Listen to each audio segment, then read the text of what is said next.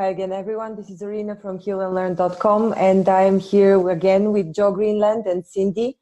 Welcome. Thank you very much for joining me. It's a real pleasure, and people have been soaking your information because I see how many views I really have on the channel, on the small channel still.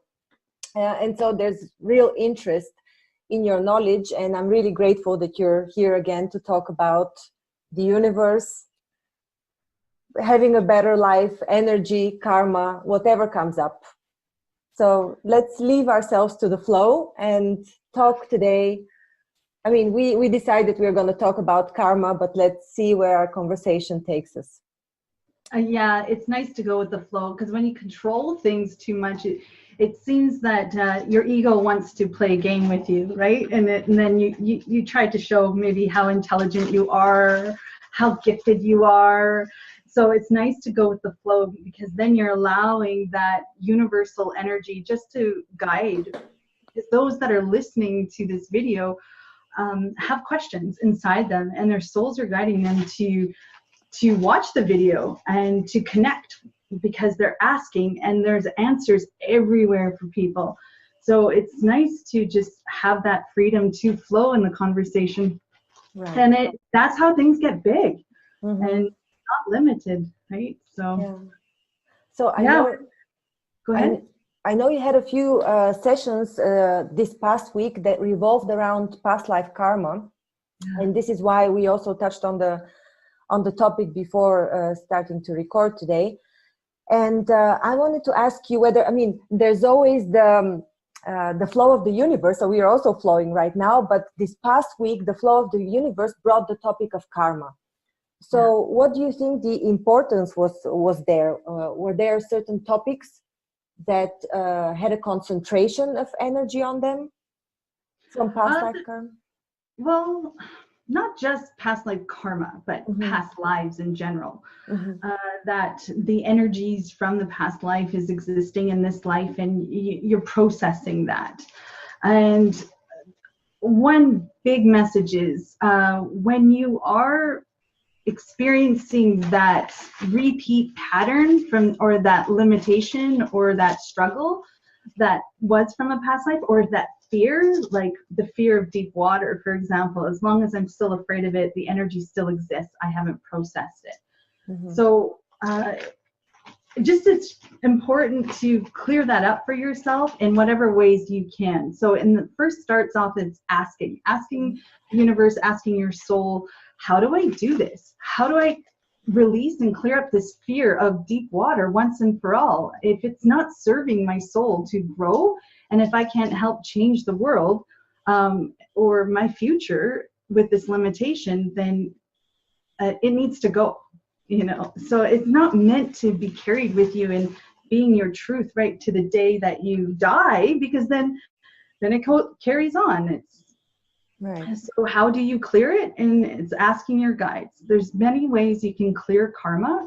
You can do that for yourself in the harmony flow with your prayers, with spirit, with energy. You can do this if the intention is strong inside of you. But also understand that they, your spirit guides, are guiding you to your answers, which can be this video as an example. And the more that you free yourself up from that karmic tie to the past or to the ancestors, you create space inside you that you can be more present in the now, and you can start moving forward into a future that's exciting, you know, not limited to the old. Mm-hmm. But do you think that there is actually karma that is useful for our current incarnations, or is karma always negative? Is it always related to fear? I would say no. It is. I mean, it is useful. It's not always related to fear. Mm-hmm. And so often Joe will talk about how we've learned things in other lifetimes. So we've mastered abilities and skills, and we have that also existing in our energetic fields. If it's not, thank you. If it's not like understand as karma, why does karma have to be perceived as a bad thing or as a negative? I mean, I wouldn't say what I was saying was that I guess the connotation of karma is negative, but it could also be, you know, because it means an experience, a past experience, right? So it depends what you get out of it. I get what you're saying, and I agree with you. Yeah, the connotation is negative. Mm-hmm. But then you do really good things, and that's karma that you get to have to balance something else out, you know, even in this life. Oh, yeah. Mm-hmm. You can't really say too much on it being negative or not. Mm-hmm. Well, the way I look at it is we're using a lot of ancient words and trying to find the deeper meanings of what is that. It coming from another culture. A lot of people, they hear these words, like they hear namaste. So they go around, they go namaste, namaste. And in Sanskrit, in this ancient language, it's a recognition of a light or our soul or energy that permeates everything in life. There's trees, there's everything is evolving and a growing energy. And trying to really, really understand the depth of what these things mean to you and how these vibrations, because every one of them has a positive and negative. If you find out one thing and you hear karma, then everything is bad. So anytime you hear karma, you create a fear around it. Mm-hmm. But maybe sometimes the karma, the thing is there, it's trying to show you something. It's like you already made a mistake in life. You don't need to repeat it. The energy is there, maybe challenging you, and you go, no, I've learned that already. So I'm just going to move forwards, and I'm going to attract something new and different, and I'm going to evolve past that point. So it's how we choose to use our minds and hold an energy that attracts things. It's like magnets. They will pull the north and south. They'll always pull together. But if you put the north and the north together, they try to push themselves apart. So there's a polarity somewhere that's trying to help you understand. You've created many, many kind of scenarios. I always tell people you're an energy field, and you're millions and millions of EV. So your auric field is compressed energy. And if you really know how to use it, or like a radio station, there's radios going on all over the world, stations in every kind of language. If you get the right radio, you can tune into Hong Kong, or you can tune into Moscow, or you can tune into a station in India or someplace like that. It's fine tuning and finding these different layers. Same with the TV, you switch channels. Well, I like 1,000 because on 1,000 they got Discovery and it's all about the whales because I love the whales in the ocean. Or you can go to some scary one and you can go to space and watch aliens.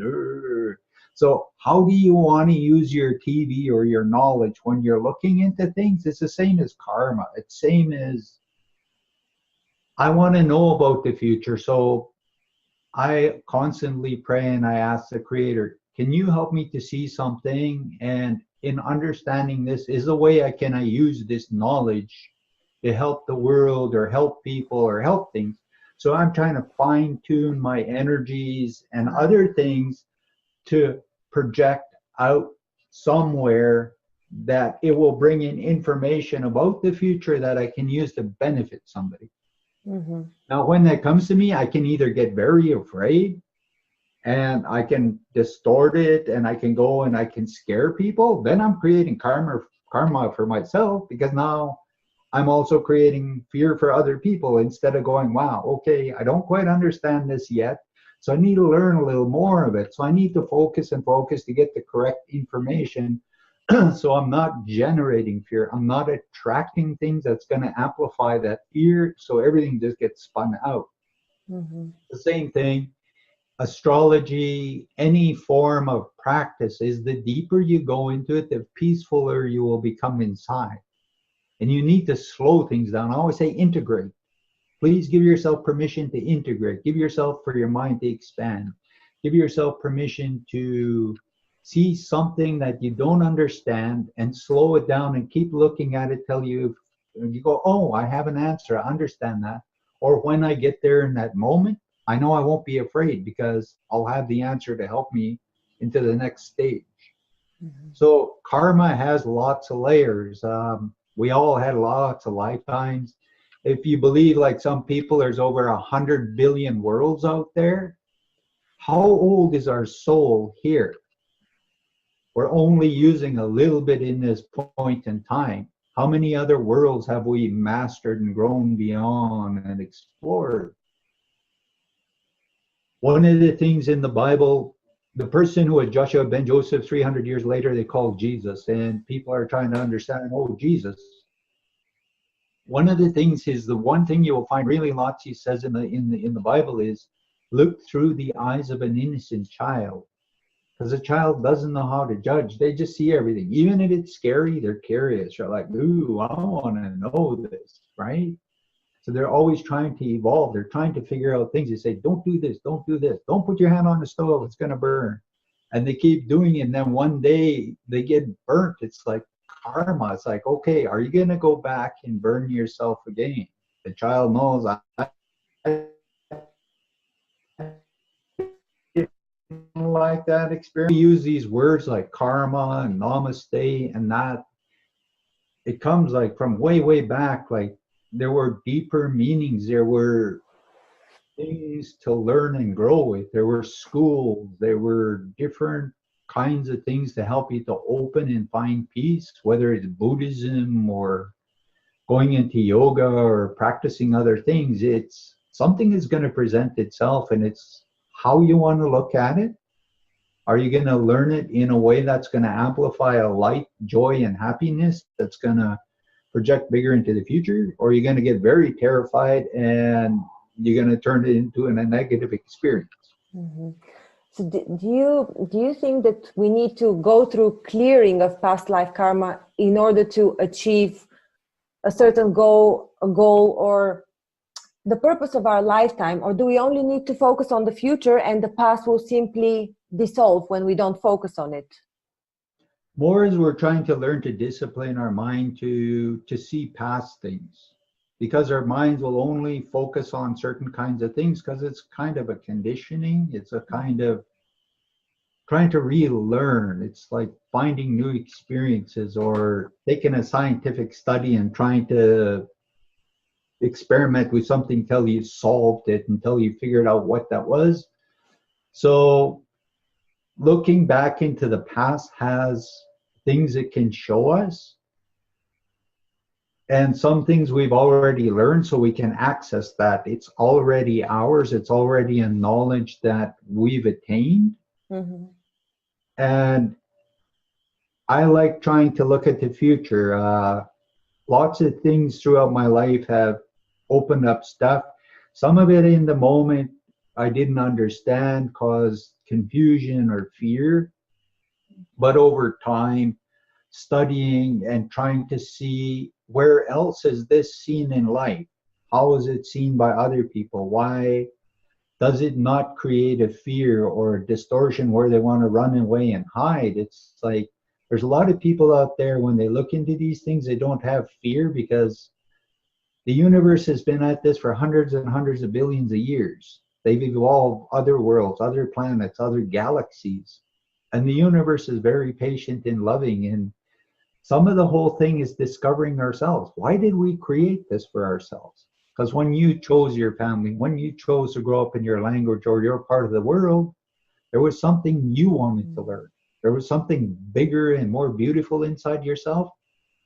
But it's trying to find that inside, because there's things that constantly take it's distracting us. It's constantly everything. There's always something pulling us or making our mind jump here, chase this, chase that.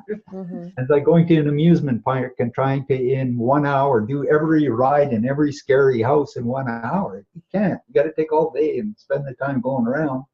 Some of them you're going to be afraid and go, well, maybe a couple of years from now I won't be afraid and I'll do that ride then. Mm-hmm. So everything has a time frame. Everything has a teaching. And the more you're inviting that learning to grow, the more you're allowing yourself. Like I told Cindy this morning as we were walking, I said, give yourself permission to let your mind expand bigger.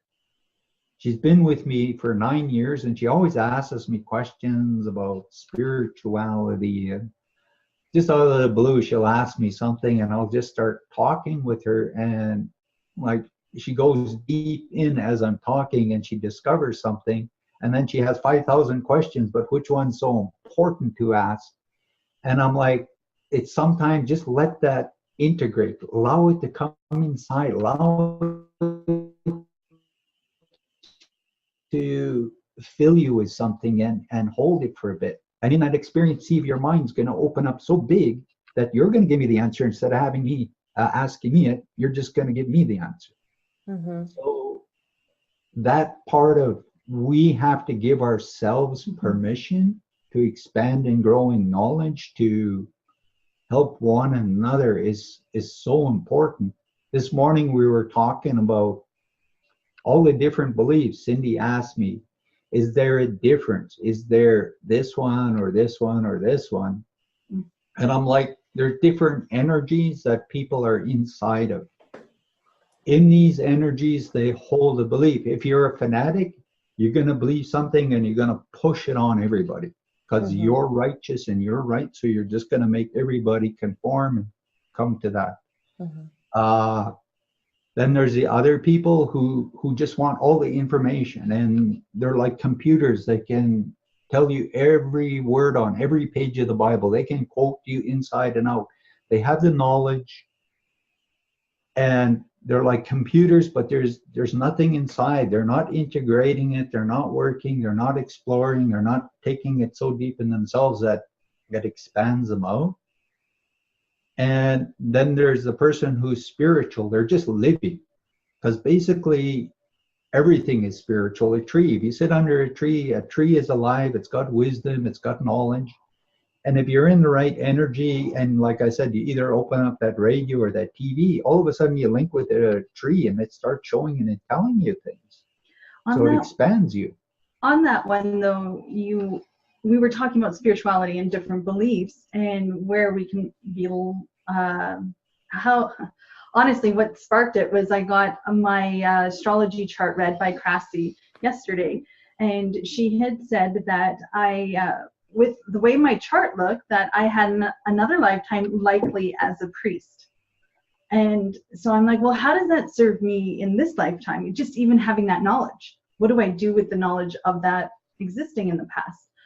And in our discussion, it was this part where that's why religions for me are not the way for me this lifetime, because I've experienced it, or I took it to a certain level in another lifetime.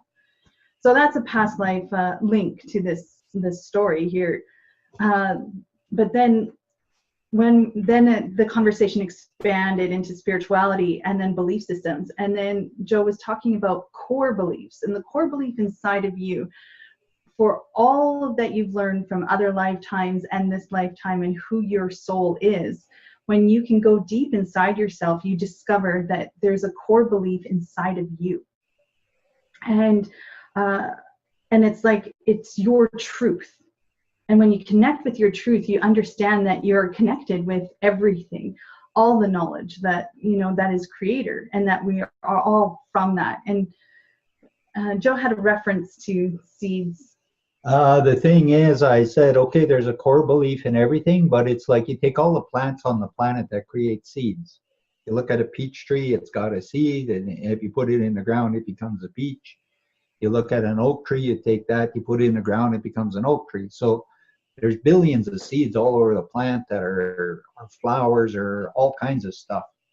And each one of them know, once I'm planted, I'm going to become a peach tree, because it's its genetic code and it follows it.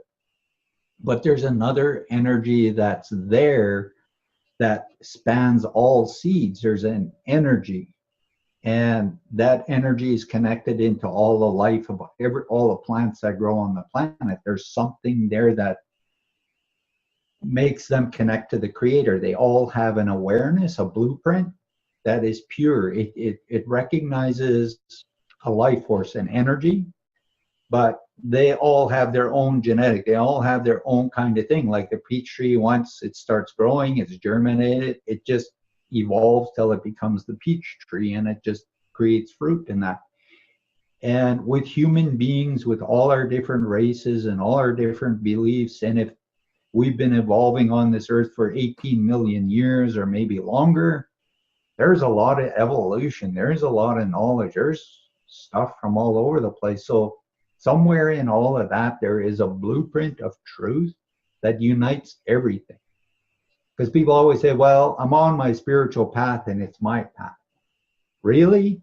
Because if we're all going to get into the future and we're all going to be celebrating and going, wow, we did it. We're here in the future.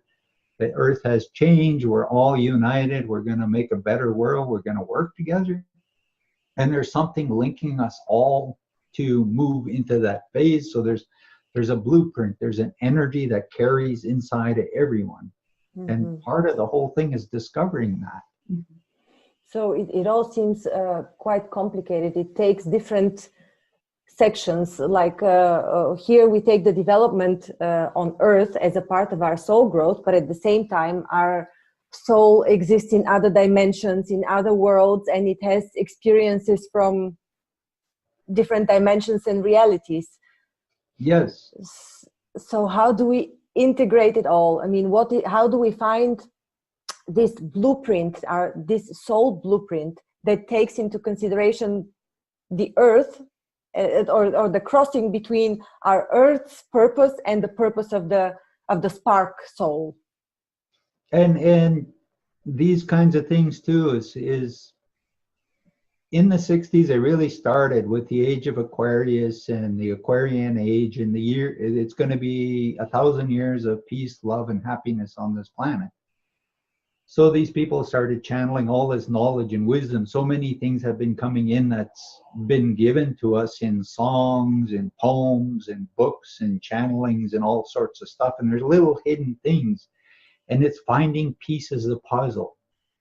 I've read many, many things in my life. I searched, I wanted to know so bad, and I put a lot of energy and time in.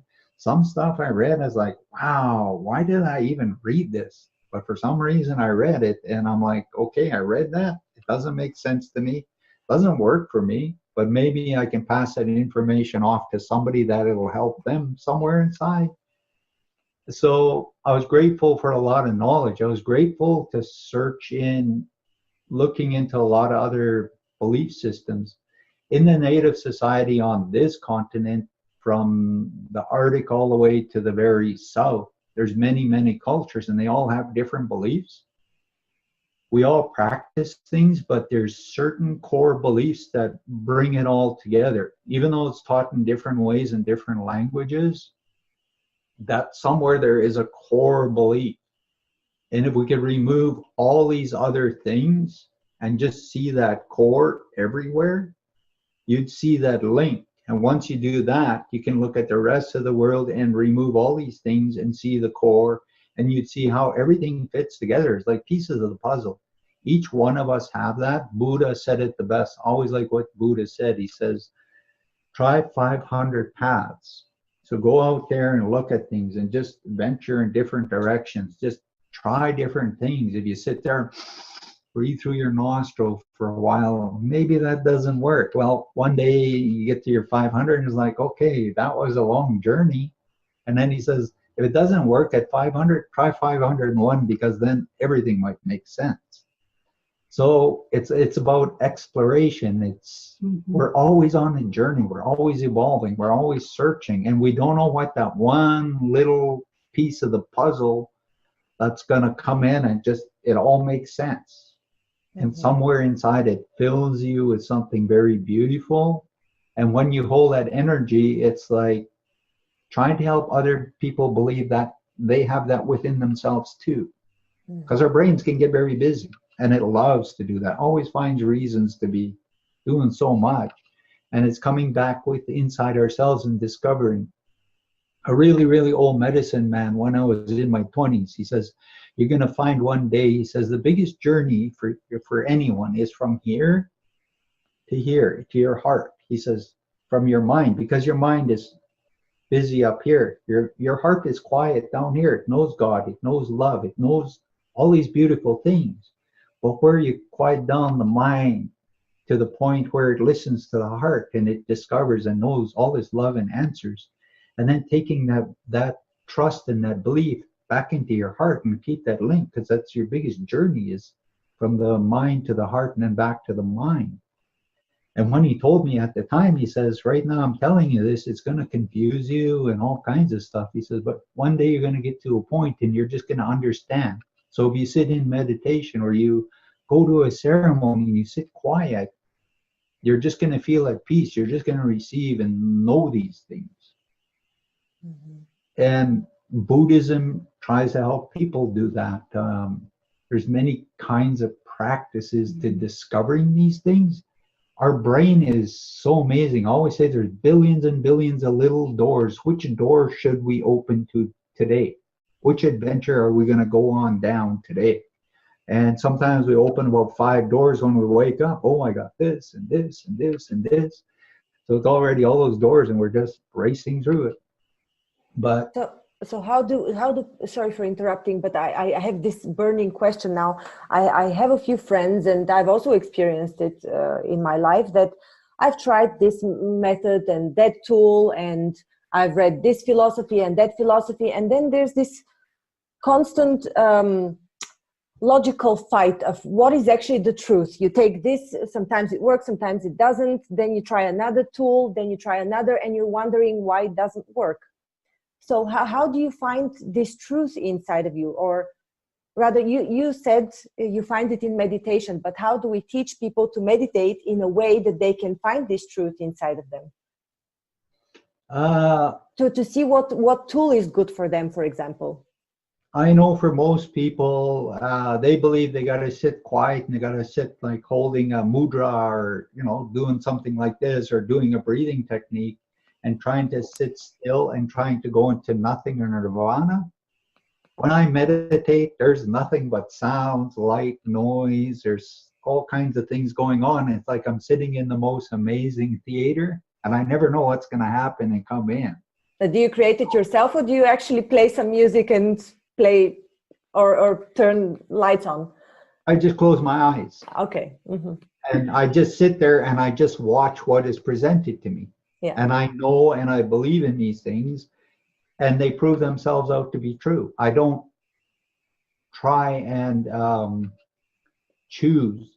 If somebody comes to me and they're seeking an answer, if it's not just channeling and coming through really peacefully, I'll close my eyes for a while, and it feels like it's like a shift or somewhere, and just in my quiet, all of a sudden something's here, and I'm like, oh, and I look at it and I'm like, okay, this is interesting. Where's this going to take me? And so I just watch these little movies. I listen to these little things. Sometimes I just see color, beautiful iridescent rainbows, and all I do is I just watch it until something comes through, and I'm like, wow, okay, I think this is it. And once I start working with it, it just opens up and gives me these answers. Most people on this planet don't realize that when they are doing something, like a lot of people, when they're really frustrated and their lives are in these chaotic things, they automatically will put on their runners and they're going to go, I'm going for a walk. And all of a sudden they're like, I'm going to walk from here down to the store. Well, it's 5 miles away, but no, I want an answer and I'm just going to go for a walk. So they're trying to figure out this thing and they walk all the way to the store. It's taken 5 miles to get there and then 5 miles back. Somewhere in there, they receive an answer. A lot of people do walking meditations. A lot of people receive things because they're open in that space and time. It's just them. And whatever they're seeking, in this whole idea of getting to the store and getting back home, somewhere I'm going to receive an answer. And you will see people when they're frustrated, they will choose to go out and walk, or they will choose to go somewhere. And when they come back, a lot of times they have received that answer. So lots of people try to force themselves to meditate. And a lot of them keep trying to go to this word nirvana. I sat with a Lama in Edmonton. His name is Kushal, and he grew up in Tibet, and he grew up as a Lama, and he learned all his Buddhist stuff. And I would go to his temple to learn meditation. I'm like, okay, I'm really curious. I'm willing to try this one too. So I went to his temple, and we would take out these books and we'd do these chants, Om Mani Padme Hum, Om Mani Padme Hum, or whatever. And he would get us to do this for a while. Then he would sit and tell us a story, and then he'd say, okay, focus on this. And everybody is sitting there, and he has a certain bell, and he taps it. And he says, okay, now just go inside and see if you're going to receive an answer to what we were chanting, to whatever it is there. See if this is going to come and present you with an answer. Well, I love going to his temple because, man, I watch all kinds of movies, and I always sat there. And one day we did this one chant, and I was sitting there, and I was like, okay, I could feel this energy, and I'm like, this is going to be a good meditation. And I'm sitting there, and all of a sudden I'm hearing these songs, and these all kinds of different colored symbols and stuff was flowing through my third eye, and I'm just watching. It's like, whoa, I don't know what this is, but this is amazing. And like when the meditation ended, as inside myself, I was like, I'm gonna go and sit with Kusho. After everybody clears out, I'm gonna ask him, is it okay if I can sit with him and just let him know what I saw? So after the meditation, everybody left the room, and he was sitting there smiling, looking at me, and I'm like, can I come and sit with you and just let you know what I saw? So I'm sitting there, and he gave me permission to sit next to him, and he's sitting right here. And so I'm like, there was these fire symbols. There were all kinds of different I'd never seen in my life. And I says, I can't even draw them. There were so many different kinds, but they were singing, they were causing colors, they were making sounds, they were doing all kinds of stuff. And I'm like, I don't know where this come from or what it really is. And I was looking, and he had a little tiny thing with all his different Buddhas, and it was a sacred little place. And above it had Sanskrit writing on it. Mm-hmm. And I recognized, I'm like, this is some of what I saw here. And he says, oh, that's an ancient Sanskrit chant. I'm like, yeah, these were all going through my head. And he put his hand on my back, and he closed his eyes. And as I was talking, he was watching everything. And then afterwards, he says, that's meditation. So even for him, there's always sounds, there's always something. Like while they're doing their chants, they ask one of the spirits to come in to help them to see or to know things or to do stuff.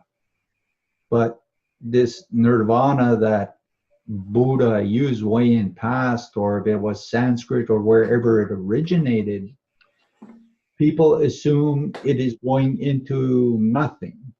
And I always say creation is noise, it's sound, it's colors. There's always growing, always evolving, always something going on. So I don't understand how you go to nothing.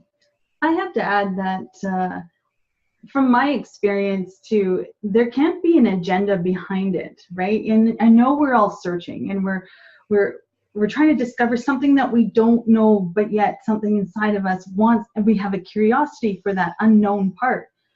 I would just suggest that be willing, and like Joe was saying earlier, give yourself permission to explore, to receive, because when these universal experiences come in, you could not plan that. You cannot make that happen. And it is amazing when you are open to receiving a universal experience, because it's your guides, it's their spirit helpers that are the ones that bring you to the place. They know what's in your heart. They know your desire. But it's not like, I'm going to go take this retreat. I've done this. I'm going to go take this retreat and I'm going to figure it out. And I have an agenda for my outcome from the retreat. But when you go to the retreat with whatever happens, happens, and I'm open to having an experience, that's when the magic can happen. From my own experience, it came in first thing in the morning, and I was just tapped into everything. The trees and the wind and the birds. I felt a connection with all life. And it was quick. It wasn't too long. As soon as I go into my thinking about it, like, oh my gosh, I'm experiencing something here, it started to shut itself down. So that's what Joe is also saying, between the mind and the heart. And just experience it when it comes in, and try not to analyze it too much with your brain, because your thinking mind will start slowing it down. Mm-hmm. Well, I've had a few experiences of group meditation where I've also talked to the other participants and shared what they've seen in their meditations. And some of them are not visual. I'm very visual, so I see very full pictures, but a lot of people are not. And so some of them have only sensations, only feelings. I mean, how do they trust then whatever they receive in the meditation if they can't visually see it? In our meditation, the ones we hold, it's a talking, it's more a channeling. It's like everybody sits down, I clear out the energy, we all relax in a space where we close our eyes and we trust one another. And usually we focus on one person. We choose one person in the group, and everybody in the group, we ask them to allow Creator to send love through the person. Through myself to this individual, I will ask for this to happen so the universe can, and so they can feel this really nice energy. And while this is going on, is there a message I can share with this person? Is there something there that they need to receive or see or understand? And so like sometimes our groups are 15 to 20 people. So you have 15 people focusing on one person, and all this love from the universe is flowing. So they're just wrapped in this really nice, grounding, peaceful energy, and they feel safe. And then out of the 15 people, there's so many that will share information in the moment. Mm-hmm. And then we let them know that, okay, now we're going to shift over to the next person. So we all pull back. If there's still a few things that need to be said, then it gets said, and then we move to the next person. And then we sort of guide this so everybody gets, say, 3 or 4 minutes of the focus from each person. And I've found over the years, when people come and practice this, their energy really opens up. A lot of people came to our meditations who couldn't see, who couldn't hear things. A lot of them would fall asleep. Now when they come in the meditations, everything, it just turns on like a TV. They sit down, once they're connected and they start focusing, everything just starts flowing. And it's getting out of your way, because everybody has a perception. But each one of us has a way of connecting. Some people, if they get into Tai Chi, and Tai Chi is moving energy, it's like dancing. And the longer you do this and you trust, it's about the core, it's about going in, and you just start flowing with these moves. I knew a guy who never meditated, never done anything spiritual or anything. He got into Tai Chi because his body wasn't feeling good. And somebody said, well, give this a try, it might help you. So he was doing these Tai Chi for about a year, and he says it's really interesting because it's like all of a sudden I start seeing things, I start hearing things. And he says it's really amazing, but it's also helping my body to heal, and it's taking me into something I never really thought about. And so it opened up something inside him, because he was with a group of people and he got out of his way, or his perception of what reality was, and he just learned to enjoy the Tai Chi. And it took him into his meditative state where he went inside and opened up. Same with Qigong. Some people, if they got into Qigong and they just got into it, they would discover really lots of things.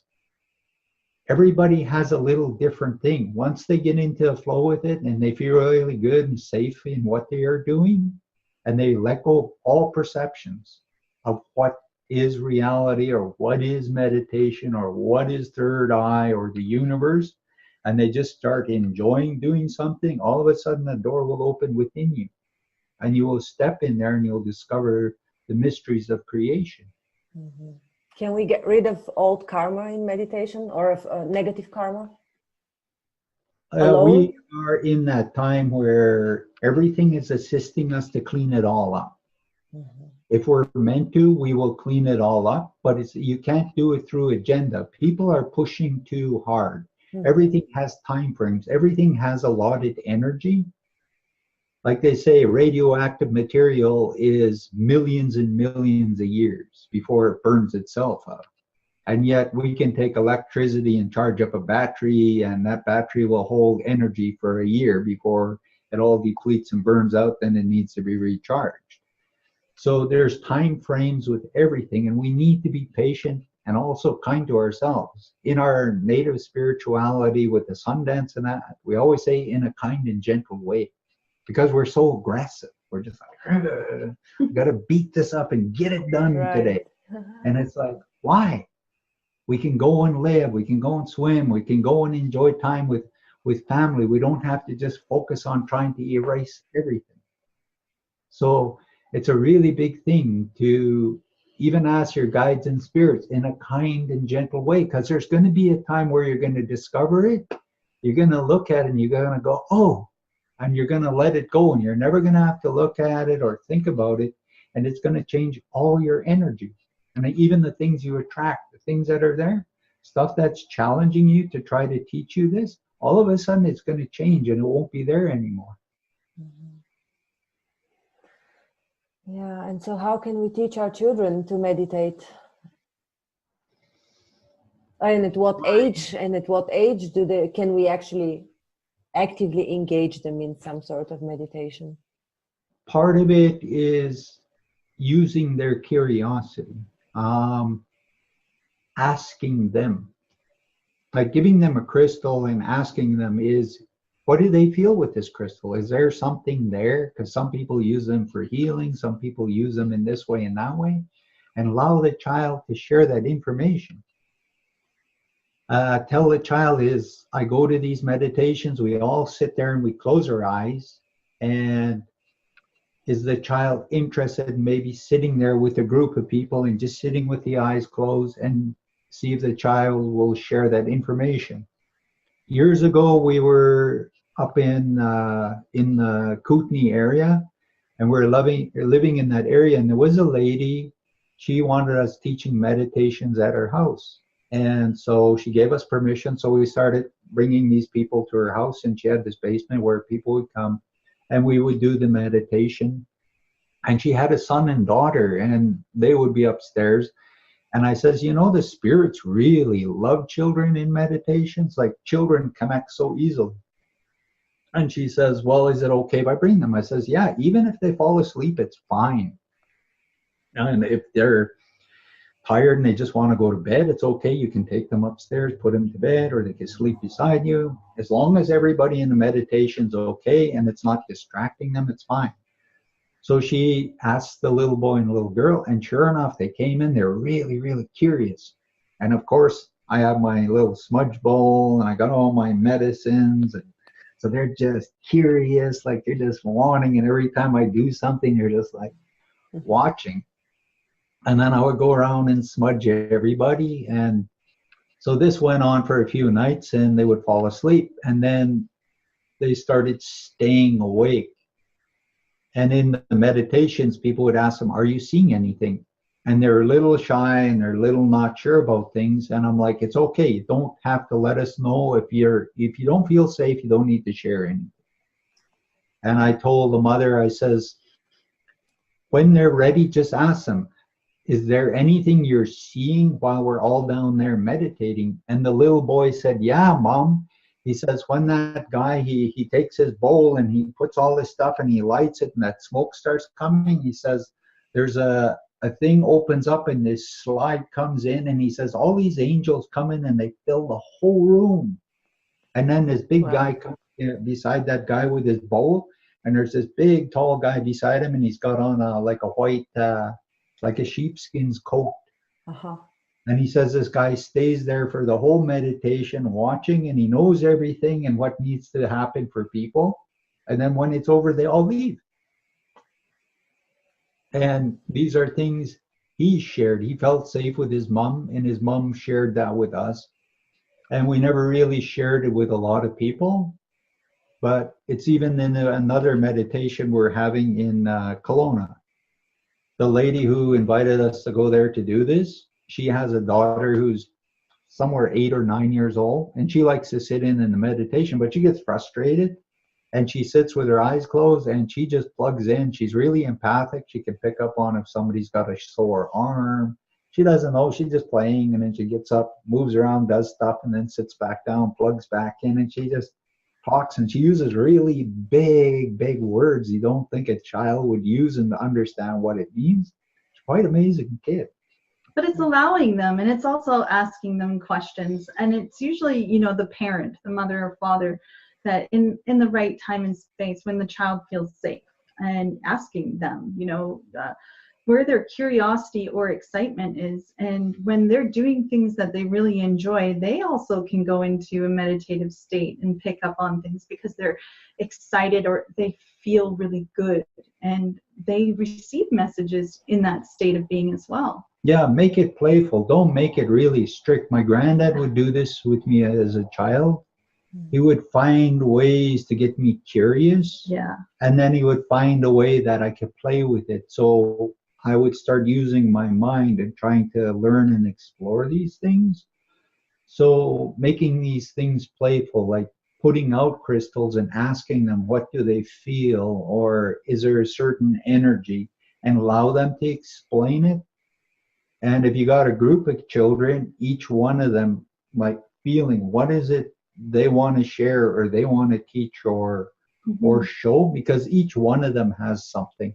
And make it fun, because as soon as you make it strict and disciplined, they don't want it anymore. Right. So you need to put something in there, but even the parents, to have these children there, to do it like a playing, to open up that space so it's safe for everybody. Now that you said safe. Yeah, getting their guides to work with them. As a mother or a parent, you can invite their guides to come in and keep them safe during any meditation, and their guides will do that. Yeah, because there's usually a lot of inter exchange of energy during such meditation. So yes, in your meditations you ask for the guides of the whole group, I suppose, to protect you. But then if there's nobody to guide the meditation, how do you make sure that everybody is protected and there's no external influence, energetic influence? Well, basically smudging everything, so if there's an energy there that doesn't belong, and everybody is like, okay, we only want the highest good here. So usually I light the smudge bowl and I pray and I ask for spirits and anything to come in, and then I smudge everybody, because we have lives and we go places and do things, so there's energies that attach, and just clear it out so that person is safe in their energies, and we're not overlapping in everybody's energies. We want to be in our energy, sharing and doing things. And one of the things is the child spirit chose you to be the teacher. So asking the child's guardians or angels and things, is there something that I can do to assist the child to open his mind and connect to the things that's going to benefit him in the future, like spiritual books or different kinds of meditations, and let the child look at it. Like I say, it has to be plain, because anytime it becomes strict or push, the child is going to put up a resistance in the wall and not want to have anything to do with it. So you have to give them, just place it there. Sometimes they don't want it right away, but you just leave it there until they're curious, because somewhere they're going to get curious and they're really going to want to look at it and discover it. So giving them that time to open up, and even saying it, because children are very aware. If there's negative things, they will tell you. They don't really have the filters. So if there's negative things there, a lot of them will say it. They're not being mean or rude or trying to do something. A lot of them are very vocal and they will say it. So learning to trust them also.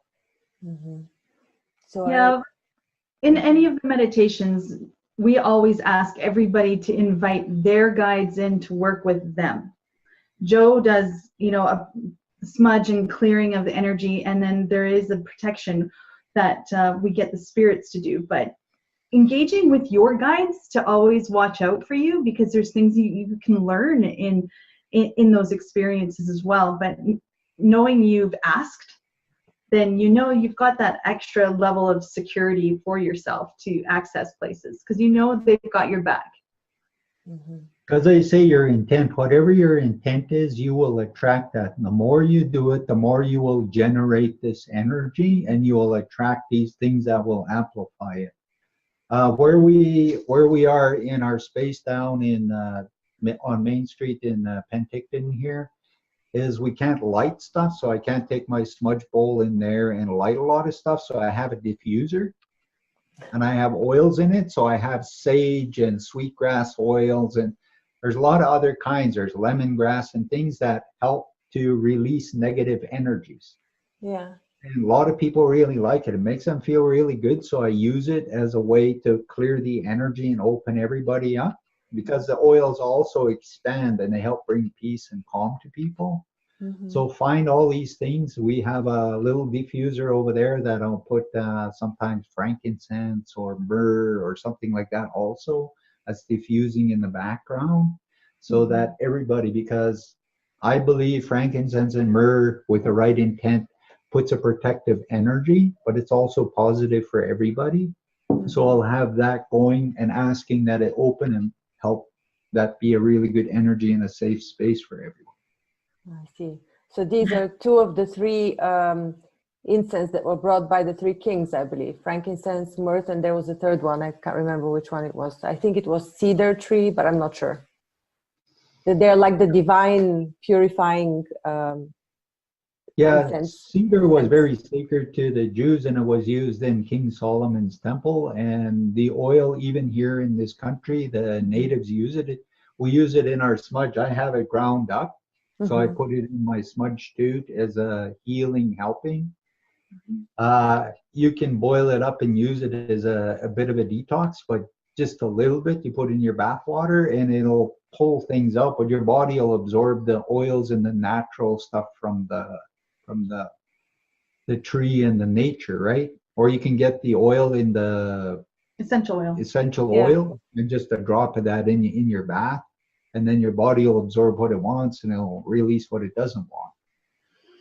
So all of these can be used for anybody's benefit, but it's giving yourself permission to open and expand and allowing that new energy in. It's new, so sometimes it's a little scary. It's not going to change who you are. It's just going to make you feel more calm inside, and it's going to allow you to be more peaceful with life and everything around. Like it's not somebody that's just going to come in and grab your brain and remove it and put a whole new one in, and all of a sudden it's like, ooh, who am I? You know, It's like, always say, well, how do you live this? I just live my life. I love reading. I love sharing with people. I love the things that I do. And there are certain things that I really love, so I do them. Because for me, I feel they're very beneficial, and I feel it opens me up and keeps me connected to something I believe is so amazing and beautiful. And when you give yourself that permission, because people is like, well, I don't want to burn sage because everybody is going to think I'm woo-woo, or, you know, or if I burn sage, you know, somebody might think I was smoking marijuana. It's like, why did you put your thought there? Because that's what you're going to attract to you. But if you're just going to burn it and use it and not worry about the world, then it's a good positive thing. It's all a choice. So I guess this links very well with the playfulness part of it all, learning to be playful both as a child and as in our spiritual growth, because at least this is what I got from our conversation here, because this keeps us, excuse me? It's a very big thing. Right. So I suggest we end on this note. It was a lovely conversation. We learned a lot. I did, at least. Thank you very much. Take it into your dreams. Give yourself to bring these things into your dreams and see how big you can make it with your future. Ask to see into the future and how this will help you grow. All right. Thank you very much, Joe and Cindy. I'll put a link below to your website for private one-on-one consultations. And for group consultations, visit healnlearn.com. Joe and Cindy will be there soon. Yes. Thank you, Zorina. Thank you so much. Lovely conversation. Have a great day. You too. Have a beautiful day. Thank you. Okay.